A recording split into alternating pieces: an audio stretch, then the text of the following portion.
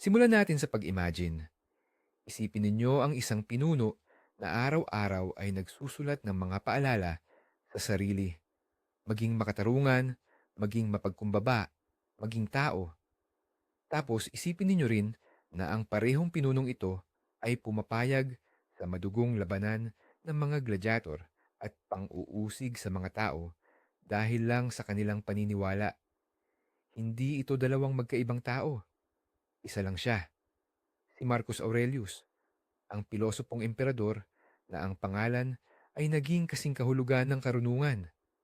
Pero siya ba talaga ay isang mabuting emperador o ang sikat niyang stoicismo ay isa lang magandang pabalat sa isang napakadilim na aklat?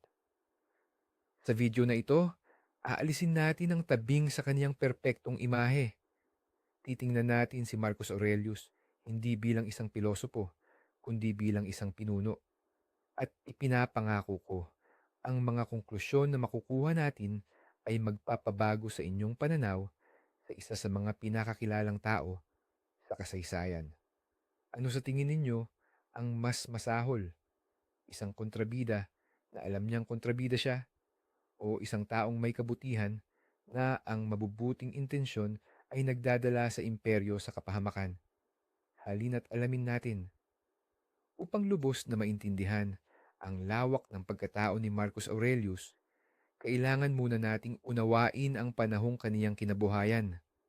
Ito ang ikalawang siglo, panahon ng ating Panginoon, AD. Isang panahon na tinawag ng historiador na si Edward Gibbon na pinakamasayang yugto sa kasaysayan ng sangkatauhan. Si Marcus Aurelius ang naging huli sa tinatawag na limang mabubuting emperador.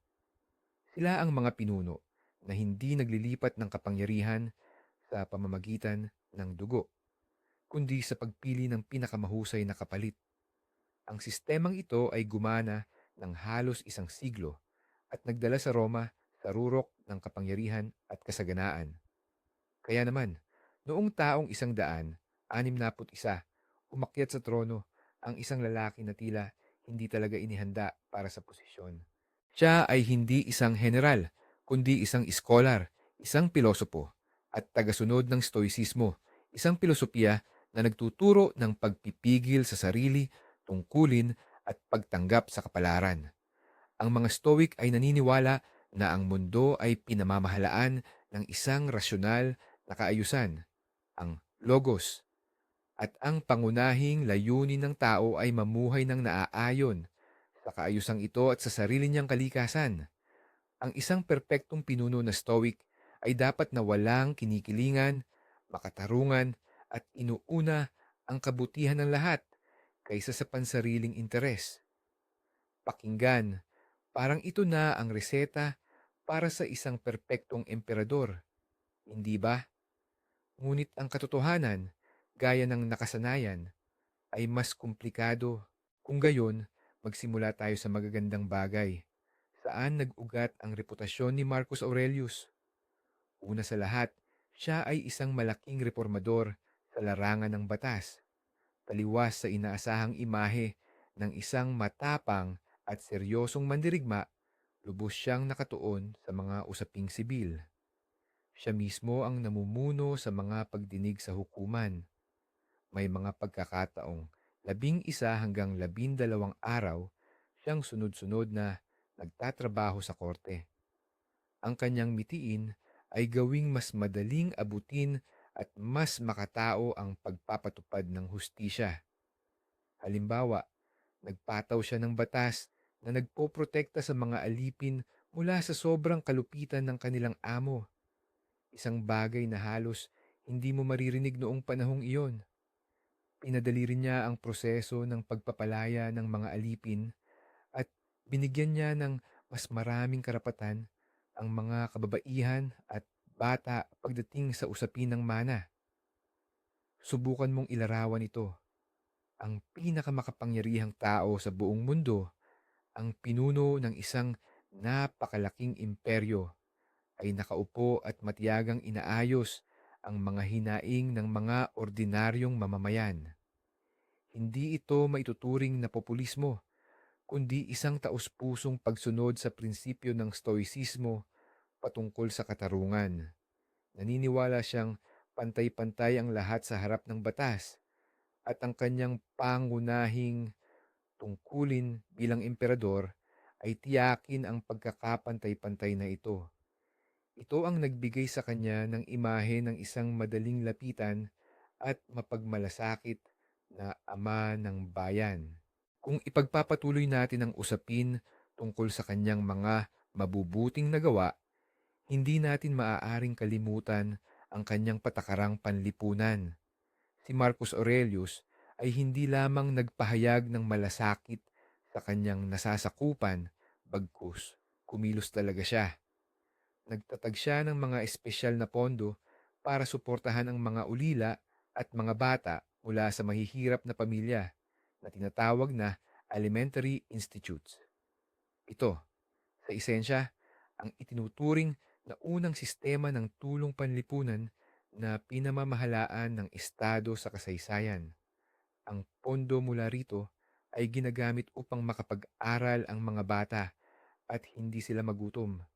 Higit pa rito, nang salantain ang imperyo ng Roma ng matinding salot ni Antoninus, na pinaniniwala ang bulutong o tigdas na kumitil sa milyon-milyong buhay, naging huwaran ang naging pagtugon ng emperador. Ipinagbili niya ang bahagi ng kanyang personal at palasyong ari-arian, kasama na ang mga alahas ng kanyang asawang si Faustina, para punuin ang kaba ng bayan at gamitin ang pondo sa paglaban sa epidemya at sa mga epekto nito. Nanatili siya sa Roma, sa mismong sentro ng salot, at nakibahagi sa kalagayan ng kanyang bayan. Samantalang marami sa mga aristokrata ay tumakas palayo sa syudad. Ito ay isang malinaw na halimbawa ng pagganap sa tungkuling Stoic. Hindi tatakas sa pagsubok, kundi haharapin ito ng buong tapang. Ang pagiging mapagpakumbaba ng emperador ay naging alamat na habang siya ay nabubuhay pa. Hindi tulad ng mga nauna sa kanya, gaya ni Nero o Caligula, na lubusang nagpakasasa sa karangyaan. Si Marcus Aurelius ay namuhay ng halos payak at asetiko. Ang kanyang aklat na mga pagninilay, meditations, ay puno ng pagpapaalala sa kanyang sarili tungkol sa kawalang saysay ng kayamanan at kasikatan. Natutulog siya sa simpleng kama, nagsusuot ng ordinaryong damit at umiiwas sa mga engrandeng seremonya. Hindi ito pakitang tao. Ang kanyang guro, ang stoic na pilosopong si Junius Rusticus, ang nagturo sa kanya ng pagiging simple mula pa noong bata siya. Kahit naging emperador na, hindi niya binago ang kanyang mga nakasanayan. Kapag inaalok siya na magpatayo ng isa pang estatwa o arko para sa kanya, madalas siyang tumanggi at sinasabing mas mabuting gastusin ang pera sa mga bagay na makakatulong sa estado. Ang ganitong imahe ay lubhang kaiba sa kabulukan ng Romanong elite. Kaya naman malaki ang respeto sa kanya ng mga ordinaryong tao at ng mga sundalo. Hindi nila siya nakita bilang isang Diyos o tagalangit, kundi isa sa kanila, isang taong nagdadala ng kanyang pasanin tulad nila. Ang personal na kabutihang aasal na ito ay walang dudang naging isa sa mga haligi ng kanyang kapangyarihan at kasikatan.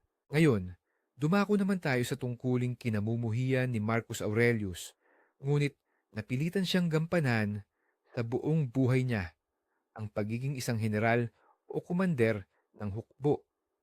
Bagaman mapagmahal sa kapayapaan ang emperador, halos walang tigil ang digmaan sa kanyang pamumuno. Ang pangunahing banta ay nagmula sa mga tribo ng Germanic at Sarmatian sa hangganan ng Danube na nagsimula ng tinatawag na Marcomannic Wars. Hindi ito simpleng engkwentro lang sa hangganan. Nilampasan ng mga barbaro ang depensa at sumalakay sila sa loob ng imperyo at umabot pa ang mga ito sa mismong Italia. Sa unang pagkakataon sa loob ng daan-daang taon, hinarap ng Roma ang isang tunay na banta ng pagsalakay. Kaya naman, Ang pilosopong mas gusto ang pagbabasa at pagmumuni-muni ay napilitang magsuot ng baluti at pumunta sa labanan. Halos 17 taon siyang nanatili sa digmaan na siyang karamihan sa kanyang panunungkulan. Personal niyang pinamunuan ang mga tropa, nanirahan sa mga kampo, at nakisalo sa lahat ng paghihirap ng buhay militar kasama ang kanyang mga sundalo. Doon mismo, sa loob ng tolda, napapaligiran ng lamig at kamatayan, isinulat niya ang kanyang sikat na aklat na Meditations, mga tala para sa sarili niya, isang pagsisikap na mapanatili ang panloob na kapayapaan sa gitna ng kaguluhan ng digmaan. Madalas na pinagdududahan ng mga tagumpay ni Marcus Aurelius bilang pinuno ng hukbo. Hindi siya maituturing na henyong stratehista gaya ni na Cesar or Trajan. Ang mga panalo niya ay matitindi, pinaghirapan at labis na madugo. Pabago-bago ang ihip ng digmaan at may mga pagkakataong tila malapit ng matalo ang Roma. Pero ang pinakamalaking tagumpay niya ay hindi nakita sa mga magagarang taktika, kundi sa kanyang tiyaga at lakas ng loob. Siya ang naging simbolo ng hindi matitinag na katatagan ng Roma. Ang kanyang personal na pagpapakita sa mismong digmaan ay nagbigay inspirasyon sa mga lehiyon. Nakita ng mga sundalo na naghihirap ang kanilang emperador kasama nila at iyon ang nagpalakas sa kanilang loob. Sa huli, sa kabila ng napakalaking sakripisyo at pagkalugi, nagawa niyang baliktarin ang sitwasyon ng digmaan. Naitaboy niya ang mga barbaro palayo sa ilog Danube at nagplano pa nga siyang magtatag ng 2 bagong probinsya sa mga lupain ng mga ito upang tuluyan ng masiguro ang hangganan. Namatay siya bago pa man niya matapos ang planong ito, ngunit nagampanan niya ang pinakamahalaga niyang misyon na iligtas niya ang imperyo mula sa pagkakawasak. Batay sa prinsipyo ng Stoicismo, ginawa lang niya ang dapat niyang gawin. Ang tungkulin niya bilang emperador ay ipagtanggol ang Roma at tinupad niya ito hanggang sa huli, isinakripisyo ang kanyang kalusugan, kaginhawaan at kalaunan, maging ang kanyang buhay. Ngayon, dumako naman tayo sa madilim na bahagi ng kanyang pamumuno at sisimulan natin ito sa isang tanong na bumabagabag sa maraming historiador, ang pag-uusig sa mga Kristiyano. Paanong nangyari na ang isang matalino, makatao at pilosopong sumulat tungkol sa pandaigdigang kapatiran ng tao ay nagbigay pahintulot sa brutal na pagpapahirap? Ang katotohanan ay, sa ilalim ng kanyang pamamahala, ang pag-uusig sa mga Kristiyano ay naging sistematiko at umabot sa isang bagong antas ng kalupitan. Ang pinakakilalang pangyayari rito ay ang tinatawag na mga martir ng Leon noong taong 177, 197 AD. Sa Galya, dose-dose ng Kristiyano, kasama na ang mga babae at matatanda, ang dumaan sa malulupit at sopistikadong torture bago sila isinagawa sa publiko sa arena. Hindi lang ipinikit ni Marcus Aurelius ang kanyang mga mata rito. Siya mismo ang personal na nagpapatunay sa mga hatol. Paano ito maitutugma sa kanyang filosofiya? May ilang paliwanag. Una, sa pananaw ng isang Romano, ang mga Kristiyano ay hindi lang mga dayuhang pananampalataya, kundi mapanganib na mga sektaryo. Tumanggi silang sumamba sa mga Diyos ng Roma at sa emperador na itinuturing na pagtataksil sa estado. Hindi sila naglilingkod sa hukbo, namumuhay sila ng sarado at kumalat ang mga nakakatakot na usap-usapan tungkol sa kanila, tulad ng halimbawa, ritual na kanibalismo. Pangalawa, para sa isang stoiko, ang mga Kristiyano ay nagpakita ng lubos na kairasyonalan sa kanilang pag-uugali. Ang stoicismo ay nagtuturo na harapin ang tadhana ng buong tapang at tanggapin ang kamatayan ng may katinuan.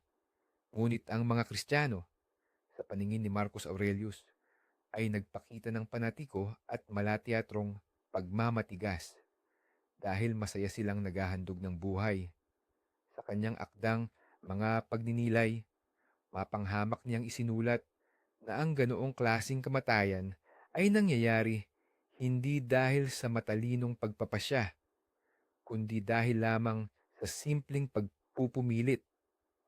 Wala siyang nakitang anumang marangal sa kanilang pagiging martir.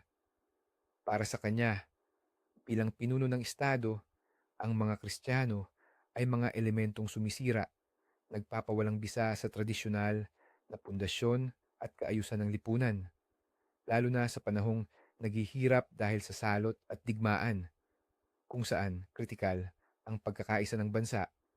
Ang pagtanggi nilang sumamba sa mga Diyos na nagpoprotekta sa Roma ay tinitingnan niya bilang isang tahasang pagtataksil. Kaya naman, ayon sa kanyang pananaw, hindi siya nang uusig ng mga tao dahil sa kanilang pananampalataya. Ang pinarurusahan niya ay mga kriminal ng Estado dahil sa kanilang pagsusuway at sa pagpapahina ng katatagan. Ito ay isang malupit na luhika, ngunit ipinaliliwanag nito ang kanyang mga ginawa mula sa posisyon ng isang pinunong Romano at hindi mula sa pananaw ng isang modernong humanista. Pumunta naman tayo sa isyu ng ekonomiya. Ang ginintuang panahon ng mga Antonine ay nagtapos mismo sa ilalim ni Marcus Aurelius. Ang walang katapusang digmaan at ang malawakang salot ay nagdulot ng matinding pinsala sa kabangyaman ng imperyo. Talagang kapos na kapos sila sa pera. Sa halip na maghanap ng bagong modelo ng ekonomiya, ang stoikong emperador ay kumuha ng pinakamadali ngunit mapaminsalang daan, ang paninira sa kalidad ng barya. Sinimulan niyang bawasan ng porsyento ng pilak sa denarius, ang pangunahing barya ng imperyo. Kung sa simula ng kanyang pamumuno ay may halos 80%, yung 80% pa itong pilak, pagdating sa huli ay bumaba na ito sa mas mababa pa sa 75% o 75%. Sa madaling salita, isa itong nakatagong implasyon. Ang gobyerno ay nagbabayad sa mga sundalo at opisyal ng murang pera, ngunit humihingi ng buwis gamit ang mga barya na may sapat na halaga. Sa maikling panahon, nagawa nitong pundohan ng hukbo at manatiling matatag sa gitna ng digmaan. Subalit sa pangmatagalan, winasak nito ang tiwala sa pananalapi ng Roma at naglunsad ng isang krisis pang-ekonomiya na sisisira sa imperyo sa loob ng susunod na 100 taon. May iba pa ba siyang opsyon? Siguro, wala na. Pero ang katotohanan ay nananatiling katotohanan. Ang mabuting emperador ay gumawa ng desisyon na nagdulot ng malaking kapahamakan sa mga susunod na henerasyon. Dito muli, nasaksihan natin ang labanan sa pagitan ng isang pilosopo at isang pinuno. Tinuruan ng Stoicismo si Marcus Aurelius na hamakin ang kayamanan at material na pag-aari. Siguro, iyon ang dahilan kung bakit napakadali para sa kanya na bawasan ang halaga ng kanilang pera. Para sa kanya, ang mga barya ay simpleng bilog na metal lang, isang kasangkapan para maabot ang mas mataas na layunin, ang iligtas ang Estado. Hindi siya isang ekonomista at malamang na hindi niya lubos na naunawaan ang pangmatagalang epekto ng mga ginawa niya. Ang kaniyang atensyon ay nasa birtud, tungkulin at digmaan. Ang ekonomiya ay pangalawa lang para sa kaniya. Ipinagbili niya ang kaniyang personal na ari-arian para lang mapunan ang kabangyaman, nagpapakita ng sariling halimbawa ng pagsasakripisyo. Ngunit hindi iyon sapat. Hindi lang moral na halimbawa ang kailangan ng imperyo, kundi pati na rin ng mahusay na pamamahala sa pananalapi. At sa aspetong ito, nagkulang si Marcus Aurelius. Ang kaniyang desisyon na sirain ang kalidad ng barya ay isang klasiko na halimbawa kung paano ang magandang intensyon na iligtas ang Roma dito at ngayon ay maaaring maging daan patungo sa matinding kapahamakan ng ekonomiya. Ito ang naging kapalit ng kaligtasan ng imperyo at ang presyo ay napakamahal. Pero paano naman ang tungkol sa libangan? Maaari bang sang-ayunan ng isang taong sumusulat tungkol sa pagpipigil sa sarili at katuwiran ang madugong labanan ng mga gladiator? Oo, at higit pa roon, ang pamumuno ni Marcus Aurelius ay hindi naging eksepsyon sa brutal na tradisyon ng Roma. Higit pa, upang palakasin ang moral ng mamamayan sa panahon ng digmaan, nagdaos siya ng mga engranding laro na tumatagal ng ilang linggo. Sa arena ng Colosseum, pinapakawalan ang daan-daang gladiator at mababangis na hayop. Siyempre, sinubukan niyang gawing medyo makatao ang palabas. Halimbawa, sa kanyang utos, kung minsan ay binibigyan ang mga gladiator ng mapurol na sandata upang hindi masyadong nakamamatay ang labanan. Ngunit iyon ay mga kalahating hakbang lamang. Patuloy na umaagos ang dugo at pinanood ito ng emperador tulad ng buong bayan. Paano ito maipapaliwanag? Una, ito ay isang tradisyong matibay na nakatanim. Para sa mga Romano, ang mga laban ng gladiator ay hindi lamang libangan, kundi isang pagpapakita ng kagitingan sa pakikidigma, paghamak sa kamatayan at kapangyarihan ng Roma. Ang pagkansela nito ay hindi maiisip at maituturing na political suicide. Ikalawa, mula sa pananaw ng Stoicismo, ang isang gladiator na buong tapang na humaharap sa kamatayan ay maaari pang magbigay galang. Ito ay isang pagsubok sa espiritu sa ilalim ng matinding sitwasyon. Subalit, ang bahaging ito ng kanyang pamamahala ay nagpapakita ng matinding pagpapaimbabaw o kung hindi man, isang malaking panloob na pagkakasalungatan. Ang taong ito na nananawagan ng habag at pag-unawa sa pangkalahatang kapatiran sa kanyang mga sulat ay tahimik na nanood habang nagpapatayan ang mga tao para lang magbigay aliw sa madla. Ito'y nagpapakita na kahit ang pinakadakilang palaisip ay produkto pa rin ng kanyang panahon at ng malulupit nitong pamantayan. Maaari siyang magmuni-muni ng mga matataas na kaisipan, ngunit bilang isang pinuno, napilitan siyang ibigay sa tao ang kanilang hinihingi, tinapay at palabas. Ito ang malinaw na halimbawa kung paanong ang pilosopiyang Stoic na perpekto para sa personal na pagpapabuti ay nagpatalo kapag humarap sa mapait na realidad ng politika. Pwede kang maging isang pilosopo sa iyong tolda sa pampang ng Danube, ngunit pagdating mo sa Roma, kailangan mong maging isang emperador kasama ang lahat ng moral na kompromisong kaakibat nito.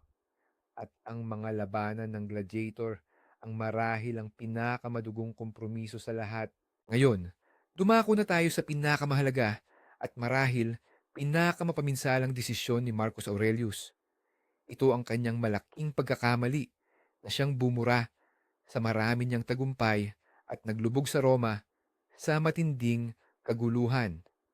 Ang tinutukoy natin ay ang kanyang anak at tagapagmana, si Commodus.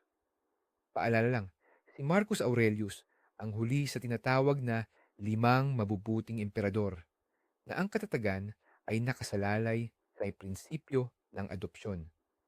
Ang pagampon at paghirang sa pinakamahusay, hindi sa sariling anak bilang susunod na pinuno. Inampon ni Nerva si Trajan kay Hadrian, si Hadrian kay Antoninus Pius, at si Antoninus Pius naman kay Marcus Aurelius. Gumana ang sistemang ito at bigla si Marcus Aurelius, isang taong kilala sa pagiging matalino at mapag-obliga, ay nilabag ang tradisyong ito. Ginawa niyang katuwang sa pamamahala at kalaunan nag-iisa niyang tagapagmana ang sarili niyang anak na si Commodus. Si Commodus na kahit noong bata pa ay nagpakita na ng katangian ng pagiging hambog, malupit at walang interes sa pamamahala ng Estado. Bakit? Bakit niya nagawa ang nakamamatay na pagkakamaling ito? Malamang, ang sagot dito ay hindi sa pilosopiya matatagpuan, kundi sa simpleng damdamin lamang ng isang tao. Una, napakalakas pa rin ng prinsipyo ng dinastiya sa lipunan ng Roma. Natural lang na makita ang pagpapasa ng kapangyarihan sa sariling anak. Ang paglabag sa tradisyong ito ay maaaring ituring na isang matinding insulto at magdulot ng kaguluhan. Ikalawa, posibleng mahal lang ni Marcus Aurelius ang kanyang anak at umasa siya hanggang sa huli na magbabago pa ito. Binigyan niya ito ng pinakamahusay na edukasyon, pinalibutan ng pinakamagagaling na tagapayo, at isinama pa sa digmaan para tumibay ang kanyang pagkatao. Siguro, naniwala siya na ang bigat ng pagiging pinuno ay gagawing responsableng pinuno si Commodus. Ito ay isang pagkabulag ng isang ama. Ayaw niyang makita ang katotohanan na ang kanyang anak ay talagang hindi karapat-dapat mamuno sa imperyo.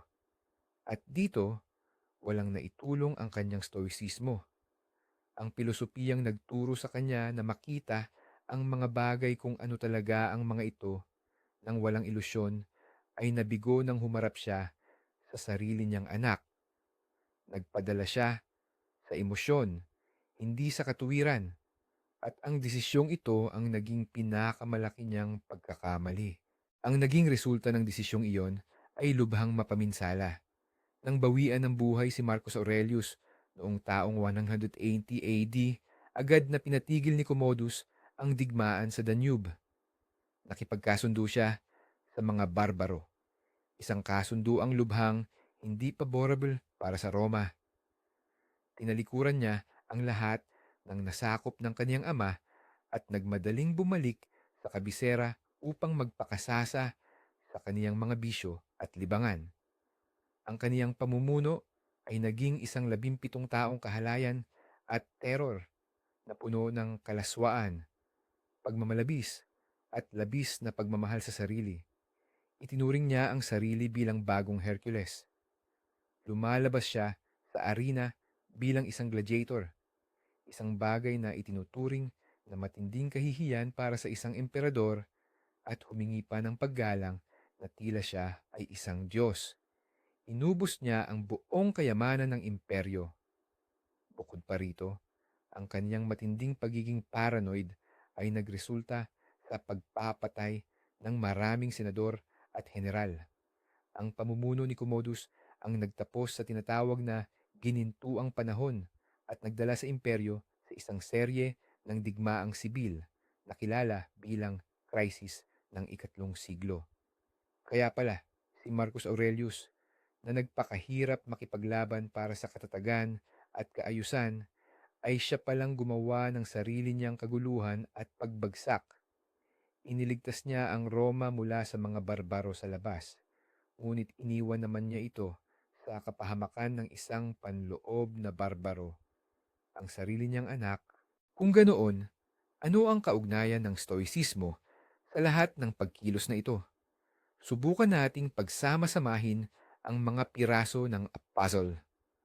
Ang pilosopiyang Stoic na sinunod ni Marcus Aurelius ay nagtutok sa apat na pangunahing kagandahang asal o birtud: karunungan, katarungan, tapang at kahinahunan. Kung susuriin natin ang kanyang buhay, makikita natin na taimtim niyang sinikap na sundin ang mga prinsipyong ito. Ang kanyang mga legal na reforma ay patunay ng katarungan. Ang kanyang personal na pagpapakumbaba ay kahinahunan. Ang kanyang tindig sa digmaan ay tapang. At ang kanyang aklat na mga pagninilay, meditations, ay walang sawang paghahanap sa karunungan. Ngunit ang pinakapangunahing konsepto para sa kanya ay ang tungkulin.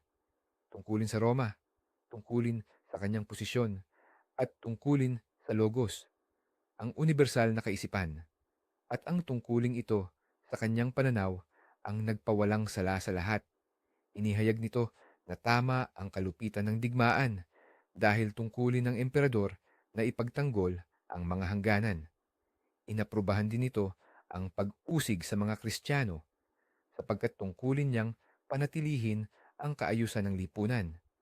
Maging ang pagbabababa ng halaga ng barya, meska currency debasement, ay naging katanggap-tanggap dahil tungkulin niya na makahanap ng pondo para iligtas ang Estado.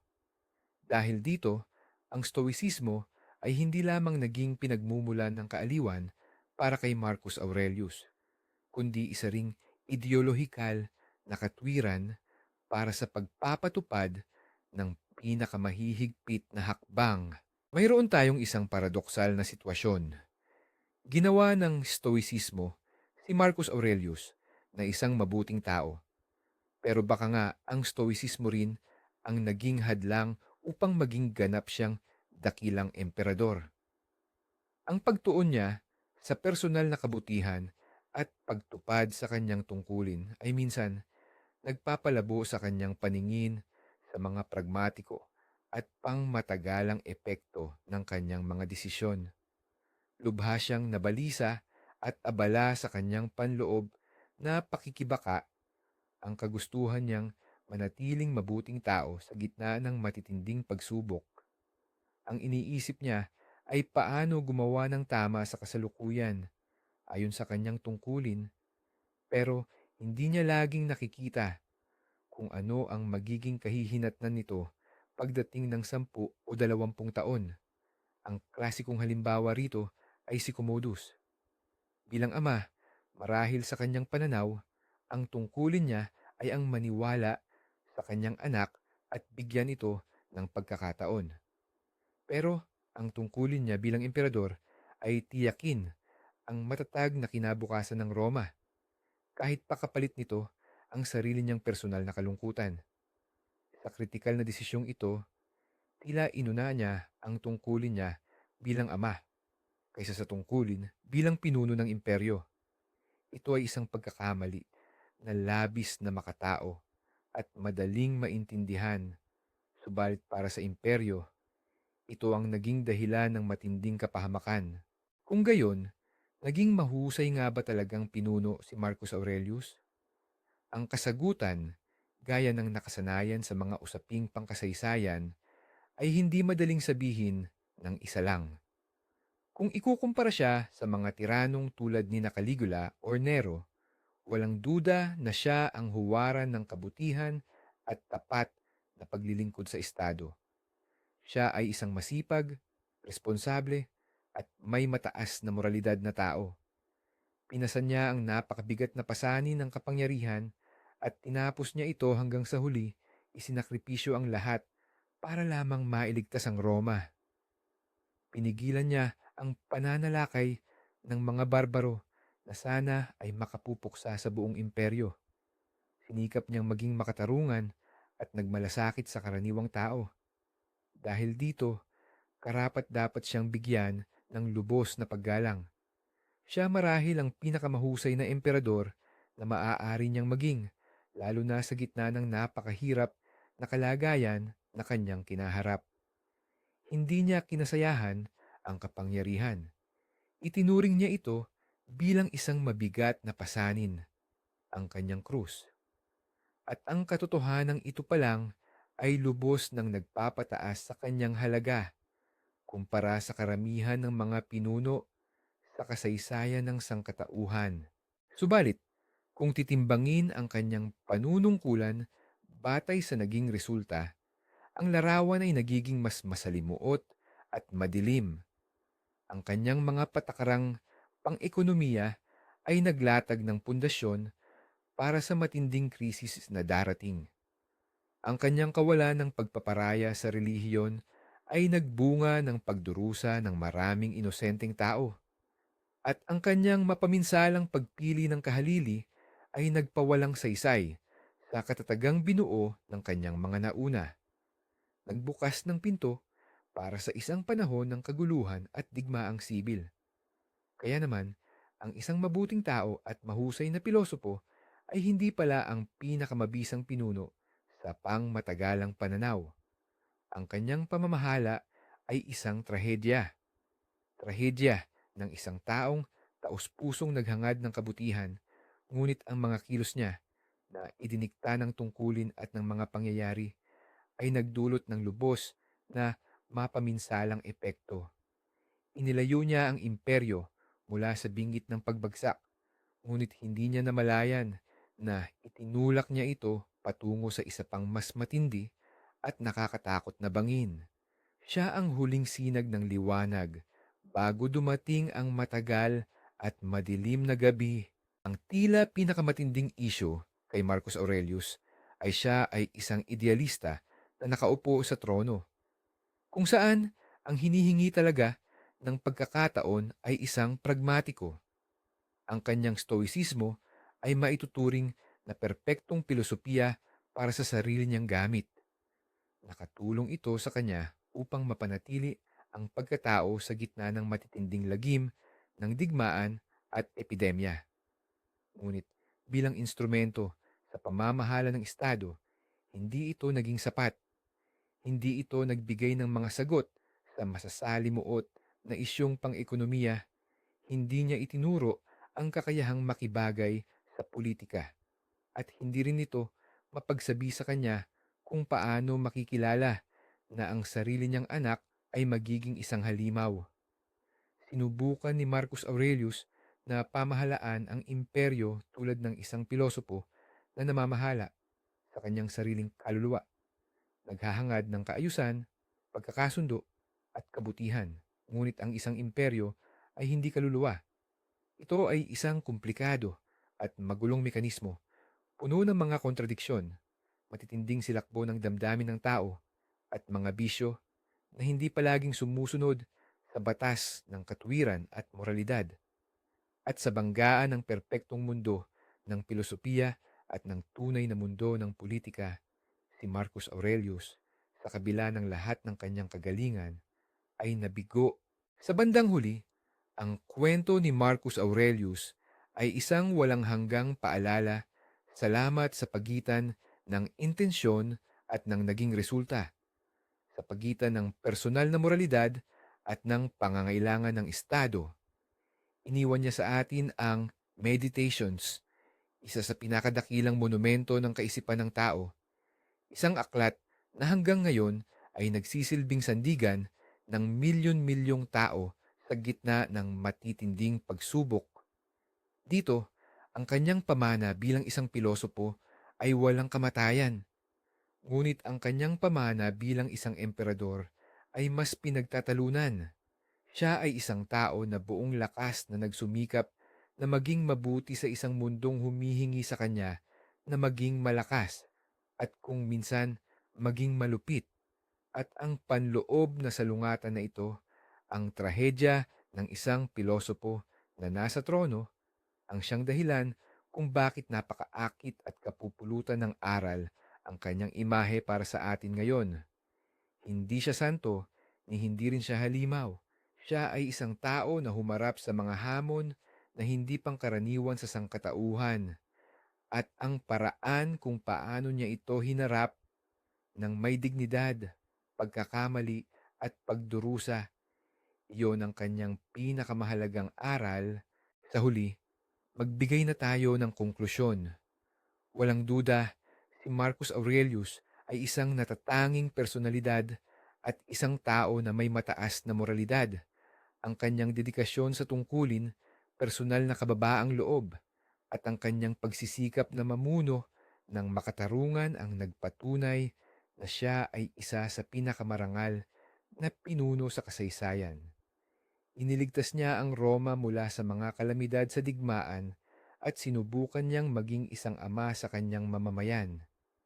Gayunpaman, ang kanyang pamumuno ay nasuklian din ng kalupitan, pagbagsak ng ekonomiya, at higit sa lahat, ang mapaminsalang pagkakamali sa pagpili ng kanyang kapalit na nagbaon sa imperyo sa kadiliman. Ang kanyang stoicism ang naging lakas niya bilang isang tao. Ngunit marahil ito rin ang naging kahinaan niya bilang isang emperador na naging dahilan kung bakit siya nabulag sa ilang matitinding katotohanan ng politika. Hindi siya ang perpektong pinuno na nakikita natin sa mga alamat, kundi isang komplikado at trahedyang karakter. Salamat sa pagtapos ninyo ng panunood sa videong ito. Kung nagustuhan ninyo, huwag kalimutang mag-subscribe sa channel at mag-iwan ng like. Malaking tulong ito para sa paglago ng ating komunidad. At ngayon, may tanong ako sa inyo na sana'y magdulot ng masiglang diskusyon sa comment section. Sa tingin ninyo, ano ang mas mahalaga para sa isang pinuno, ang kanyang personal na kabutihan o ang kanyang pagiging epektibo kahit pa ito ay may kalupitan? Para sa inyo, sino si Marcus Aurelius? Isang bayani ba o isang trahedyang karakter? Hinihintay ko ang inyong mga opinyon